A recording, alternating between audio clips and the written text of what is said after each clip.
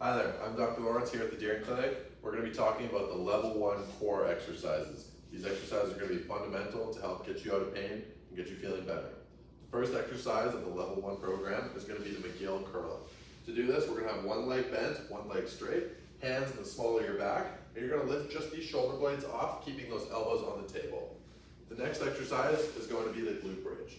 We're going to do this as an isometric hold, meaning we're not going to do reps. So the knees bent, bring that butt up off the table, and we're going to hold this. Perfect. The next exercise is going to be a side bridge. We're going to get on the side, brace yourself with the elbow. We're going to come up from the knees. I want you to make sure that you have a nice straight line. Perfect. Once we're done that side bridge, we're going to move on to the bird dogs. For this, we're going to have one arm and one leg, the opposite leg and opposite arm coming out. You're going to keep your balance, but we're going to try to hold this exercise.